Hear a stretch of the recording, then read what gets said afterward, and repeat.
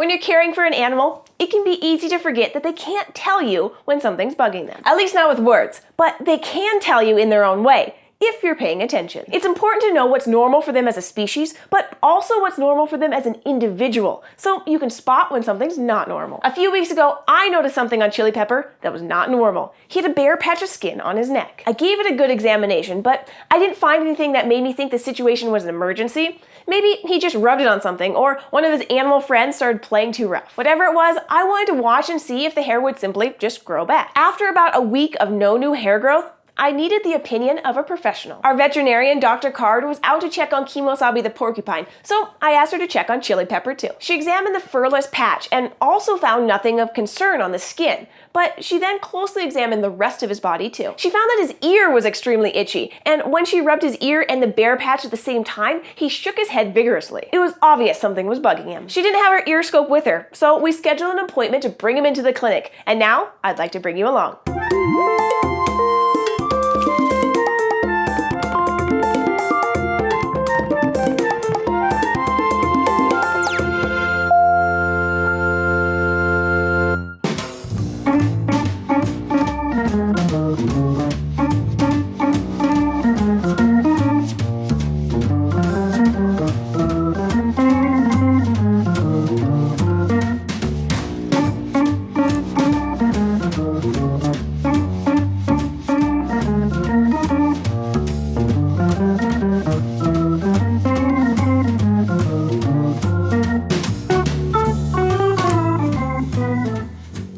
Does really well at the vet because he's just used to traveling and going to new places and exploring new things. But a lot of animals are going to be pretty stressed out, so don't expect them to behave the way they would at home. Just be sensitive to their emotions. So now we're in the exam room and we're just going to wait for Dr. Carr to come. All right, Chili, come on out of there. Let's take a look at you. Hey, handsome.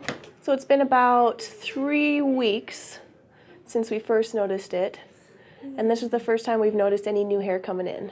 Yeah, that's a lot more hair than there was the other day. Yeah, but it's still itchy. I think that this is not itchy. That's not itchy. Good. That's itchy. Is your ear still itchy? Maybe not.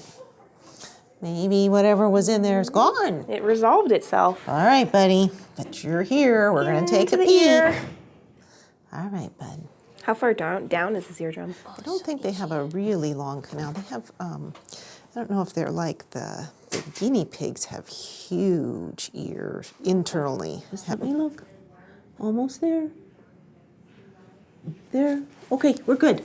Oh, clear? Ear canal's clear. Awesome. Yep, his eardrum looks perfectly normal. No inflammation? No inflammation. Is it just itchy because it's annoying to have something in his ear? I think so. Okay. Yeah, you know, he doesn't have any discharge in the ear.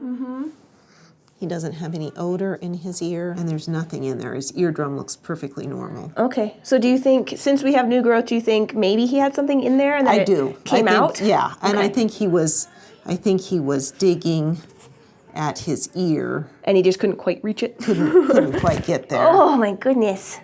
No, is your little nose a little bit swollen up over here? See how this side's a little bit more swollen up than this side? Your teeth look fine. Why are you checking out his teeth? Because they have very long incisors. Those incisors go up, way up to where they're right underneath the nasal cavity. So inflammation along their teeth can result in sinus problems. But I don't think that's the issue here. But I do think that that's a little bit swollen up over there. Yeah. Could it just be like a bump from running into a stick or something? Yeah, so just kind of watch that. You know, his little lymph nodes aren't swollen up.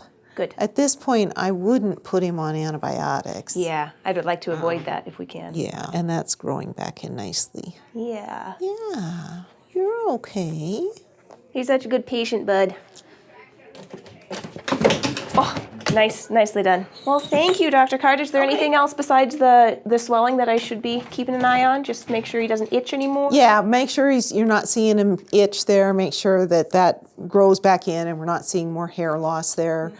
Make sure it doesn't look scaly or flaky there. You know, just watch the ear for any odor or any discharge out of that ear. Well, that went a lot better than I thought it was going to. You know, it's really important that when you feel there's something off about an animal that you do go and ask a professional. I'm glad that we were able to take him in and nothing was really wrong, but I'm really happy with how Dr. Card was able to handle him, and Chili Pepper was such a pro at being handled. Yeah, having something stuck down your ear is pretty uncomfortable, but really, he tolerated us pretty well. Now, I do like Dr. Card, but I hope Chili Pepper never has to visit her again. Thanks for going on this adventure with us. If you'd like to go on an adventure with us every week, subscribe to our YouTube channel, Animal Wonders Montana. And if you have any serious concerns or questions about your animal's health, call your vet. Any other questions can come to me. You can private message me on Facebook under Animal Wonders Incorporated. Links are below. Thanks, guys.